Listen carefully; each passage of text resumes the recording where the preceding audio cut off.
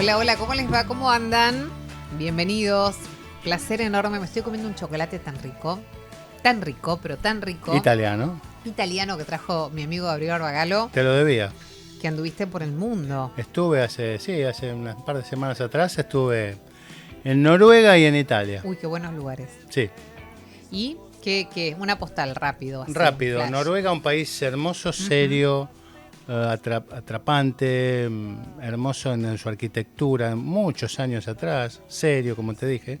Italia mágica, como siempre. De ahí venimos, ¿viste? ¿No sentís eso? Por supuesto, yo partí, bueno, vos también, Castellini, claro. De ahí venimos. Yo cuando vengo llegué... del sur, o sea que a mí me miran medio costado. yo Cuando también. digo que soy siciliano me miran un poquito así como que me dicen que soy africano. Claro, el sur es más pobre, ¿no? Sí, son dos países distintos. Sí, claro. Originalmente al menos son países distintos. Yo fui hace muchos años, pero sentí que de ahí veníamos. El sur está más emparentado con España, ¿viste? Claro. Porque de hecho estuvieron gobernados por los reyes Borbones, que son españoles. De hecho, el rey de España, Juan Carlos, nació en Nápoles. Mirá vos, claro, eso no es de dónde no lo tenía. Claro, porque es un Borbón y estaba en el exilio de su padre, y él nace en Nápoles realmente, era la tierra de ellos, de los Borbones. Bueno, esto tiene que ver con el chocolate riquísimo, de chocolate y pistacho que me estoy comiendo, que está buenísimo, que trajo Gaby. Bueno, bienvenidos, esto es Fuerza Natural. Vamos a acompañarte hasta las 9 de la noche en Radio Con Vos, que nos gusta mucho estar acá. Siempre temas súper importantes que Fede López Feijóo investiga, busca, que Gaby escribe en su lado B y en Los Imprescindibles. Hoy nos acompaña Julia Biondini. Qué placer, Juli, tenerte con nosotros operando este programa en esta noche. Me encanta. Sí, también. Lindo, Adhiero. me gusta cuando encuentro compañeras del otro lado. Tanto en la tele como en la radio, aunque sea un ratito. Somos poquitas, claro, operadoras hay pocas. Yo creo que es la primera vez que trabajo con una operadora mujer en radio. Sí, yo también. En el canal hay camarógrafas. Sí, productoras. Claro, eso sí, pero más de la tarea técnica. Teníamos camarógrafa también en Salón Todas las Políticas, ¿te acordás? Que teníamos una camarógrafa. Pero son las menos, así que lo celebro cuando las encuentro. Sí.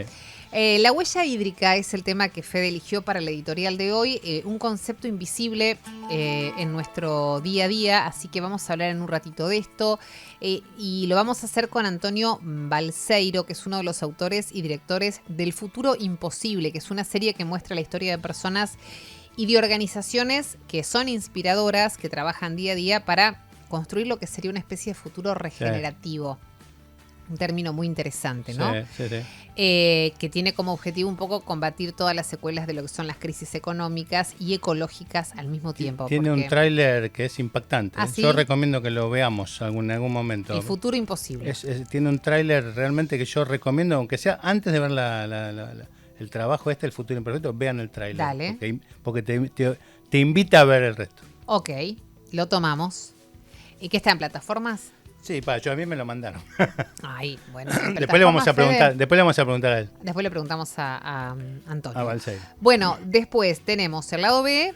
La culpa es de Alfred Nobel. Claro, Alfred Nobel, que es en él se inspiraron los premios Nobel, pero realmente es una persona que vivió con mucha culpa al haber inventado la dinamita. Ah, claro. ¿Correcto? Entonces, él reconoció esa culpa porque fue utilizada con fines bélicos la dinamita. Y bueno, después te voy a contar un poquito. Pero él la había pensado con otra... No, para la ingeniería, obviamente. Bien, se sintió mal por muy mal, y a raíz de un hecho que nunca se comprobó, pero un hecho puntual, él siente el golpe de la culpa. Ok. Después te lo cuento. Bien, me dice Fede que está en YouTube. El documental, Fede, Sí, bien, el que vamos a ver del Futuro Mejor, Imposible. está accesible a todos. Después, imprescindibles, José Roque Pérez. José Roque Pérez fue un abogado importante de fines del siglo XIX. Nos vamos a ubicar en la epidemia de fiebre amarilla en Buenos Aires, que se llevó a casi el 10% de la población. Sí. Él fue realmente un héroe imprescindible de ese momento. Excelente. Y después, en los temas de hoy, si es que llegamos, Día de la Antártida Argentina, bueno, un compromiso histórico de nuestras bases allí con la ciencia, con el medio ambiente, un laburo inconmensurable, el que hacen todos los que habitan nuestras bases, ¿no? Allí en el continente blanco. Bueno, bienvenidos. Esto es Fuerza Natural. Bueno, les habíamos hablado hace un ratito de El Futuro Imposible, que es un documental animado que se mete con la crisis económica y ecológica desde una perspectiva que es regenerativa. Me gusta mucho este término. Son 10 capítulos y la idea es que podamos pensar sobre un futuro regenerativo y viene con soluciones concretas. Por eso está en línea con nosotros Antonio Balseiro. ¿Cómo estás, Antonio, que es el autor de este documental? ¿Todo bien? Hola, ¿qué tal? ¿Cómo les va? Bien, bien, acá estamos. Bueno, ¿cómo surge la idea de esto del futuro imposible? ¿Qué quisiste decir con el título? ¿Y qué pasa con ese futuro que estamos haciendo que no sea posible, digamos? En realidad, soy uno de los muchos autores y autoras de El futuro imposible. Y originalmente empezamos a pensar en un documental de denuncia en dibujos animados, viendo todas las cosas que estaban mal en el mundo. Eran varias cosas que estaban mal hace unos años y desde entonces pareciera que no dejaron de empeorar. Ujú. Pero nos pasó algo bastante lindo y emocionante, que fue que vimos que había un montón de soluciones y un montón de ideas realmente fantásticas que no son tan conocidas y que aparte nos pareció que la humanidad está enfrentando, entre otras cosas, una crisis de imaginación, porque nos cuesta imaginar un futuro sin basura, sin pobreza, sin miseria, sin tantas mentiras, sin fake news. Ujú. Y en realidad hay un montón de gente muy inspiradora que está pensando en un montón de soluciones y alternativas, y ese entusiasmo que nos generó ver todas estas ideas es el que tratamos de transmitir en estos 10 capítulos. Antonio, vos sabés que yo le contaba a Milva que tuve la oportunidad de ver el tráiler del Futuro Imposible y realmente que me impactó. Tiene así una estética, discúlpame por la comparación, no quiero ser insolente, pero esa estética de los dibujos de Pink Floyd The Wall, ¿no? Así más o menos. Eh, y realmente lo que sí me impactó es esta transformación de la palabra imposible en posible. Bueno, tiene bastante que ver con esa idea de que nos cuesta imaginar un mundo donde simplemente aplicamos todo lo que ya está descubierto. Hay una idea, creo que es errada, que es pensar que la tecnología nos va a salvar, que los nuevos descubrimientos Ujú. nos van a salvar. Creo que Silicon Valley está a la cabeza de esa forma de pensar.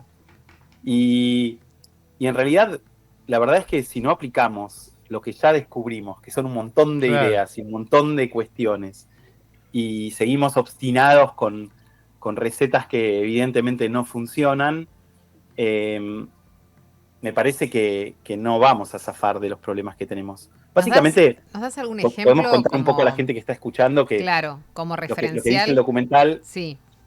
es que enfrentamos varios problemas. Uno es el cambio climático, que en realidad el cambio climático es parte de un problema mucho mayor, que Ujú. es la destrucción de los ecosistemas. Ujú. Ese es un problema muy grande. Consumimos mucho más recursos que los que Que podemos generamos. consumir, o sea que nos estamos consumiendo los recursos de nuestros hijos y nietos y Correcto. nietas. Pero encima ni siquiera podemos sacar a toda la gente de la miseria. O sea que nos consumimos más recursos de los que podemos consumir y ni siquiera así Claro. logramos que todo el mundo tenga una vida digna. Y en esa fórmula ganadora lo que decidimos es armar un libre mercado donde vamos a competir entre las personas por los escasos recursos, dejando un montón de gente en la pobreza. Y encima ahora se viene la inteligencia artificial, que lo que nos garantiza la inteligencia artificial es desempleo.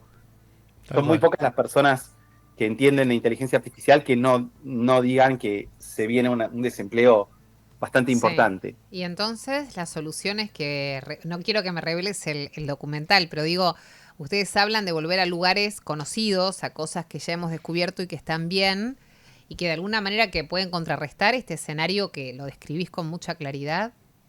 Bueno, hay varias cuestiones.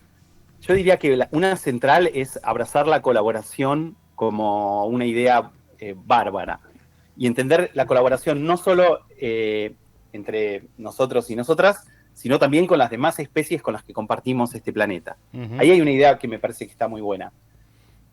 Otra idea que, además aclaro, no es que son ideas nuestras. Nosotros hacemos dibujos animados y empezamos Claro. a encontrar toda esta gente que trabaja en economía, que algunos son campesinos o diseñadores, hay de todo.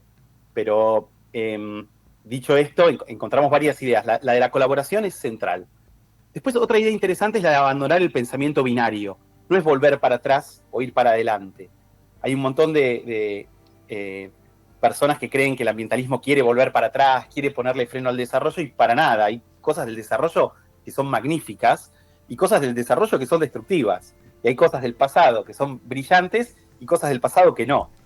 Entonces, sí que rescatamos un montón de ideas del pasado, sobre todo hay muchas ideas de la agricultura tradicional que son espectaculares, hay muchas ideas de las economías locales, como solían ser en el siglo XX, muchísimo más localizadas, que son espectaculares, y esas pueden tener que ver con el pasado, y hay otras ideas del futuro, como el blockchain, el código abierto en Internet o los biomateriales, que son bárbaras también. Claro. Y si juntamos todas estas ideas bárbaras del pasado y del futuro, nos entendemos como parte de la naturaleza y colaboramos entre nosotros y con las demás especies, la verdad que podríamos generar un mundo de salud y abundancia espectacular. Y la salud y la abundancia, al generar bienestar, empieza a hacer un montón de otras cosas. Baja la violencia, baja la inseguridad, empiezan un montón de cosas espectaculares empiezan a pasar cuando uno genera situaciones prósperas para que el ser humano saque lo mejor de sí mismo, ¿no? Antonio, vamos al trabajo, a la serie o la miniserie esta.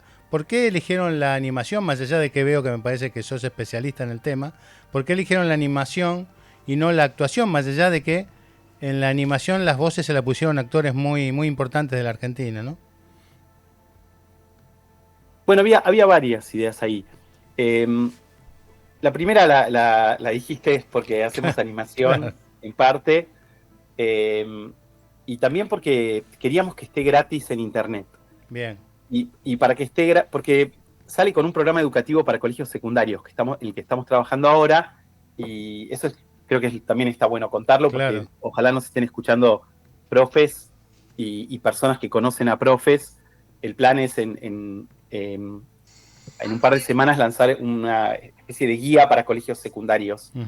Entonces era muy importante que pudiese estar gratis en Internet. Y como queríamos hablar de Marte, del espacio, de Claro. abajo del mar, del pasado, del futuro, era carísimo. Te acomodó el presupuesto, digamos. Claro. Y entonces con los dibujitos animados se puede ir a Sí. Japón o a Marte o a donde sea. Y volver en el día. Claro. Así que nos resultó una técnica bastante accesible para contar algo que atraviesa tantas disciplinas distintas.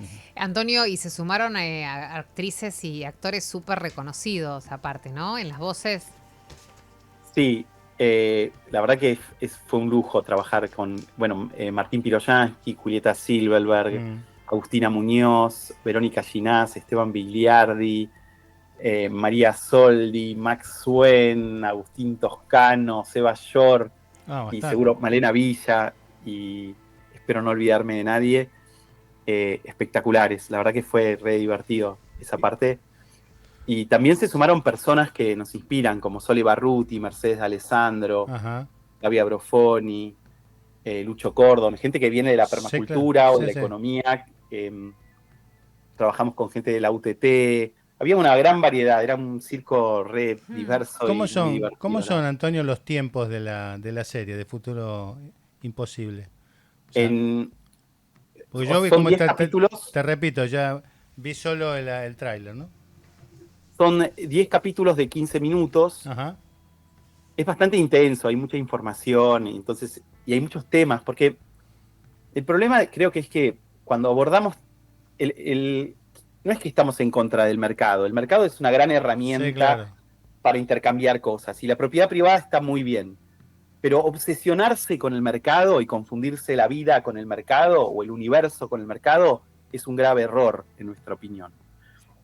Y esa idea, que a mí me parece realmente bruta y obtusa, lo tengo que decir en esas palabras. Esa idea bruta y obtusa termina atravesando un montón de cosas. Atraviesa cómo está organizado Internet, cómo está organizada el dinero, cómo está organizada nuestra comida. Si organizás todo para que la persona más poderosa pueda lucrar más, Internet se transforma en lo que es, la democracia se transforma en lo que es, la comida se transforma en lo que es,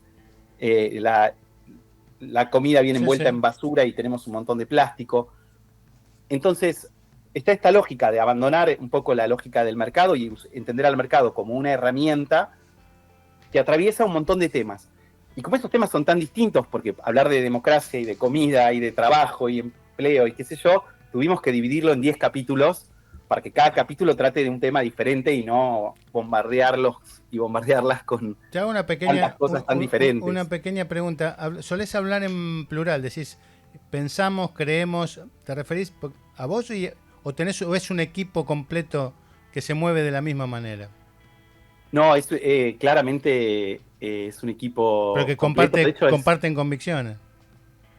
Bueno, eso también estuvo bueno. Compartimos algunas convicciones, pero no todas. Bien. Y no hace falta compartir No, todas claro. las convicciones. No somos un partido político. Bienvenido sea. Sí, porque también parte de si queremos un futuro más saludable que el presente, claramente el consenso. Y el disenso también, ¿por qué no? Sí, total. Y entonces, un poco a partir de ahí también podemos contarle a la gente que organizamos el relato alrededor de un fogón donde amigos y amigas están discutiendo entre sí, que no están de acuerdo en todo. Claro. Y eso nos permitió también no estar de acuerdo en todo, porque cuando había algunas personas que eran más materialistas, estaban preocupadas por resolver los problemas materiales, y otras que tenían un lado más espiritual, entonces las materialistas se burlaban de las espirituales un poco, pero dejábamos que los personajes se rían y se contradigan, y lo hicimos también con bastante respeto y cariño, no nos burlamos tampoco de un modo despectivo. Creo que en ese sentido estuvo bueno porque podíamos guionar este documental sin ponernos de acuerdo en todo, en un montón de cosas. Había gente que era vegana y gente que quería seguir comiendo asado. Había sí, gente que era ecologista de modo mucho más radical y otra que era más desarrollista y le preocupaba más el empleo. Había varias ideas diferentes y eso creo que enriqueció al final.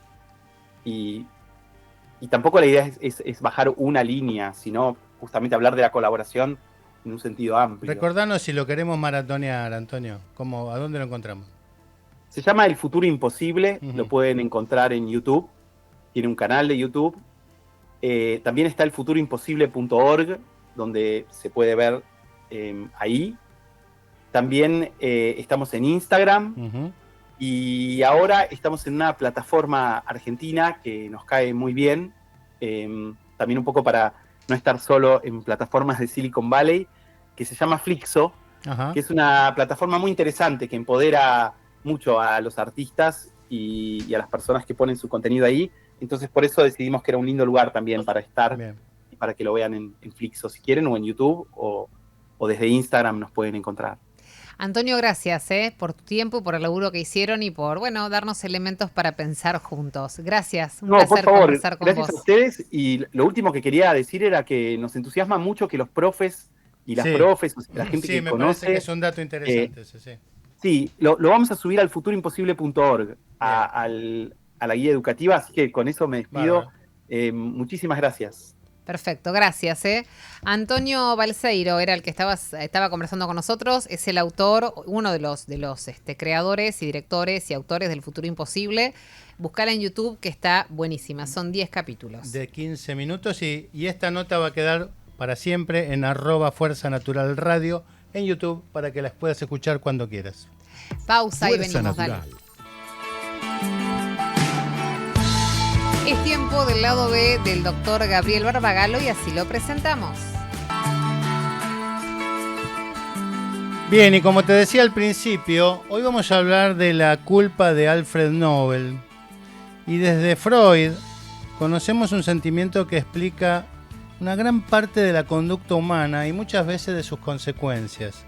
Hablo del complejo de culpa, esa sensación que nos incomoda cuando sabemos, consciente o no, que estamos haciendo algo contrario a nuestra moral, a nuestras creencias o a nuestra voluntad. Ejemplo de esto es la historia de Alfred Nobel, el inventor sueco que debido a uno de sus más importantes inventos, la dinamita, logró desviar el curso de la historia de la ingeniería. Lamentablemente, años después de su invención fue utilizado con fines bélicos, lo que cobró miles de vidas en guerras a lo largo de todo el mundo. Cuenta la leyenda, jamás comprobada, que a causa del fallecimiento de su hermano, un periódico sueco confundió la identidad de los hermanos y pensando que el muerto era Alfred, tituló en su obituario "Murió el mercader de la muerte", pensando que era Alfred.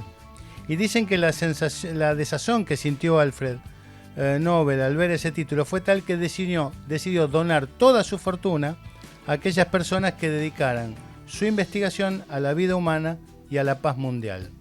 Nacieron así los premios Nobel gracias a la culpa de su creador. Pero el ejemplo de Nobel no solo no es habitualmente emulado, sino que muchas veces es fuertemente enmascarado por un fenómeno anticulpógeno, algo que el tío Sigmund también denominó negación, y que es el más rudimentario de los mecanismos de defensa que protege al ser humano contra la angustia. ¿Será tal vez entonces mejor negar la verdad antes que aceptar la culpa de los actos censurables de la humanidad? Bien, les propongo un repaso de algunos desastres ambientales provocados por el ser humano. En el año 45, un avión llamado Enola Gay soltó una bomba atómica sobre la población civil de Hiroshima cuando la guerra ya estaba terminada. Murieron centenas de miles de personas, seres humanos, flora, fauna, y jamás se recuperó de tamaña radiación. El comandante del avión murió a los 92 años sin signos de culpa. Otro caso es el de 1952, el de la niebla que se apoderó de Londres. Para Churchill dijo: es el clima, es una cosa de Dios. Sin reconocer el rol de la industrialización y el uso desmedido de combustibles fósiles debido al frío extremo de esa época. Desde 1970, el Amazonas se está deforestando progresivamente. La selva tropical más grande del planeta, por la industria maderera, las explotaciones agrícolas y ganaderas, que ya devastaron 70 millones de hectáreas en los últimos 30 años. Y en el 84, un escape químico en Bhopal, en la India, causó una catástrofe donde murieron 200.000 personas. Otros quedaron ciegos y paralíticos. ¿Responsables? Culpables ninguno. Casi todos recordamos el desastre nuclear de Chernobyl en 1986. Fue la explosión de un reactor nuclear fruto de un error humano que causó 200.000 muertes y problemas en el medio ambiente. El naufragio de Exxon Valdez en 1989, derrame de petróleo en las costas de Alaska, se considera que murieron 150.000 animales.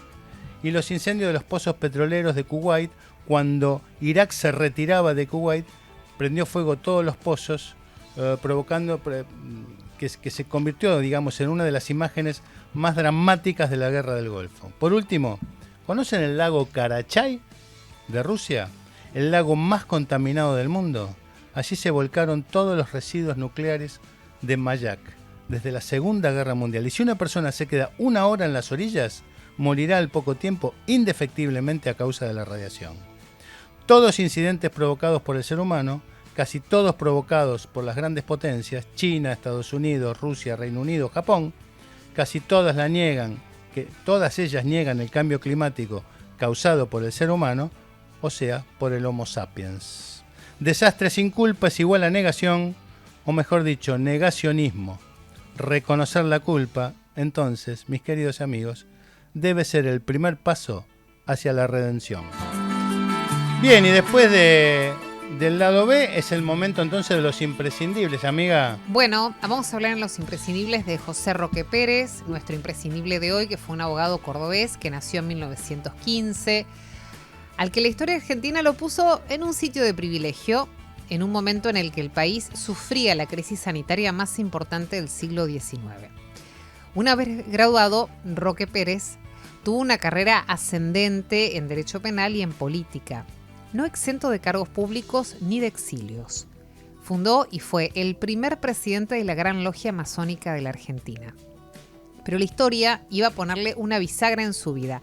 Corría el año 1970, Buenos Aires sufría la peor peste hasta allí conocida a causa de la epidemia de la fiebre amarilla. Y en ese momento no se conocía el mosquito Aedes aegypti y se creía que la causa de la enfermedad eran las aguas contaminadas por las tropas que regresaban de la guerra de la Triple Alianza, bien digo. La población porteña entonces quedó diezmada por dos motivos. Por un lado, la gran cantidad de fallecidos. Por otro lado, por la huida de las personas más pudientes al interior del país, entre ellos los gobernantes de ese momento. Uno de los que se quedó para ayudar y para liderar la crisis fue el doctor Roque Pérez, que fue nombrado presidente de la Comisión Popular de Buenos Aires, un verdadero gobernante de facto, pero en este caso por una causa noble y altruista. El doctor José Roque Pérez no pudo esquivar a la peste y falleció en marzo de 1971. Y más allá del valor y el desempeño cívico de nuestro imprescindible, la epidemia dejó a Buenos Aires con miles de muertos, principalmente pobres, inmigrantes, mulatos, pero con proyectos de saneamiento, un ferrocarril nuevo y el flamante Cementerio del Oeste. Bueno, abrimos la puertita de los temas de hoy, Día de la Antártida Argentina, un compromiso histórico con la ciencia, con el medio ambiente. 22 de febrero se celebra el Día de la Antártida Argentina, que es una fecha que conmemora algo que es fundamental, un hito en la historia del país, porque ese día, pero en el año 1904, se izó por primera vez la bandera argentina en la Antártida, en la isla Lauri, o Lori será, que pertenecía perteneciente, mejor dicho, al archipiélago de las Orcadas del Sur. Sí, este acontecimiento marcó el inicio de una presencia ininterrumpida de la Argentina en el continente blanco, siendo el primer país en establecer una base permanente allí. La base Orcadas, creada originalmente como un observatorio meteorológico y magnético, es hoy un símbolo de soberanía y compromiso científico. Bueno, pero más allá del aspecto histórico que tiene esto que estamos contándote, hay una importancia extraordinaria que tiene el continente blanco y radica precisamente en su papel para el equilibrio de lo que es el ambiente del planeta, ¿no? Uh-huh. Se trata de una región afectada, obviamente, por el cambio climático, donde el aumento de las temperaturas y el derretimiento del hielo impactan directamente en el nivel del mar. Sí, por esta razón, Argentina ha desempeñado un rol clave en la investigación científica de la región, estudiando desde la biodiversidad única del ecosistema antártico hasta los efectos del calentamiento global. La conservación del continente es vital, ya que alberga especies únicas y cumple una función esencial en la regulación del clima del planeta. Bueno, el Tratado Antártico, del que Argentina es firmante, establece que el continente debe ser utilizado exclusivamente para fines pacíficos y científicos. Esto refuerza de alguna manera el compromiso del país con la preservación de este territorio, promoviendo investigaciones que ayuden a comprender mejor el impacto ambiental y a diseñar estrategias de mitigación. En este Día de la Antártida Argentina se refuerza la necesidad de proteger este importante ecosistema. La ciencia, la cooperación internacional y la conciencia ambiental son claves para garantizar su conservación para las futuras generaciones. Bueno, hablemos un poquito de la huella hídrica, que es un concepto invisible en nuestro día a día, porque en lo cotidiano realizamos muchísimas actividades que involucran, por ejemplo, el uso del agua, desde lavar platos hasta ducharnos. Sin embargo, muy pocas veces nos detenemos un toque para reflexionar sobre la cantidad de agua que realmente utilizamos, consumimos, desperdiciamos, no solamente de forma directa, sino también indirecta, a través de productos y servicios que utilizamos. Este consumo oculto se conoce como huella hídrica, que es un indicador ambiental que mide el volumen total de agua dulce que empleamos para producir bienes y servicios que a su vez consumimos. Bueno, la huella hídrica nos revela que el agua está presente en muchos aspectos de nuestra vida, incluso en algunos que no nos damos ni cuenta. Por ejemplo, en la producción de una simple camiseta de algodón, bueno, hay miles de litros de agua que se utilizan, en el cultivo de plantas, en el teñido, en la confección de la prenda, en fin. Lo que ocurre con los alimentos que consumimos, con la carne, con las frutas, con las verduras, que demandan también grandes cantidades de agua para su producción. Pero la huella hídrica no se limita a la indumentaria y la alimentación. También está presente en actividades tan cotidianas como, te decía al comienzo, darnos una ducha, lavar ropa, utilizar el transporte. Cada una de estas acciones implica un consumo de agua, que sumado a lo largo del tiempo, sostenido, continuo, multiplicado por millones, puede tener un impacto realmente muy, muy significativo en lo que es el recurso hídrico. Hablemos de los tipos de huella hídrica que hay para poder entender un poquito más de lo que estamos hablando y aprender. Hay 3 tipos principales que se detallan, que se determinan. La huella hídrica azul, que se refiere al volumen de agua dulce, superficial y subterránea, que se utiliza, por ejemplo, para producir un bien o un servicio. Por ejemplo, el agua que usamos para regar los cultivos, o para la producción industrial, o para el consumo doméstico. Después está la huella hídrica verde. ¿Cuál es esta? La que representa el volumen de agua de lluvia, que se evapora o es utilizada por las plantas durante el proceso de producción. Esta huella es especialmente relevante en la agricultura, donde el agua de lluvia, sabés que es pieza fundamental para que crezcan los cultivos. Y después, en tercer lugar, está la huella hídrica gris, que indica el volumen de agua contaminada que se asocia a la producción de un bien o un servicio. Esta huella considera el agua necesaria para diluir los contaminantes y llevarlos a niveles aceptables según las normas de calidad del agua. Entonces, fundamental, tomar conciencia de la huella hídrica, la nuestra, la propia, la que generamos todos los días, y tomar medidas también, o adoptar medidas que reduzcan el consumo del agua, reitero, el propio, en casa, el cotidiano. Entonces, ahí es donde viene el cambio de hábitos, donde cerrar el grifo mientras te cepillas los dientes, hagamos duchas más cortas sin colgarnos 4 horas. El tema de los platos también, podés regular, enjabonar bien todos y después enjuagar todo junto. En fin, vas a encontrar la manera de hacer la huella un poquito menos fuerte. Cuando tenemos conciencia de esto, como decimos siempre, estamos informados y ahí es donde podemos decidir y tomar decisiones con mucha más responsabilidad.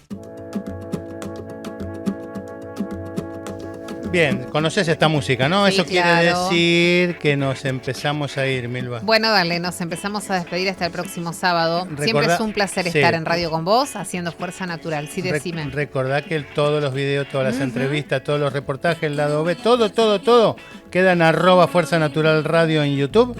Y que hoy nuestro equipo estuvo conformado por la producción del señor Federico López Feijó, por nuestra bella operadora que hoy tuvimos en la sala de operaciones. En sala de operaciones muy de médico, ¿no? Sí, es consola de sonidos. Bueno, yo soy médico, chicos, disculpen. Sí. Sala de operaciones. Tenemos a Julia Biondini en la sala de operaciones. Sé que tenía que operar hoy, en la consola de sonido. En la producción general de 4D, mi amiga Milva Castellini, yo soy Gabriel Alvagalo y como siempre te dejo la despedida. Gracias por acompañarnos, como siempre es un placer. Pasalo lindo, que el momento es hoy, la vida es ahora, dale.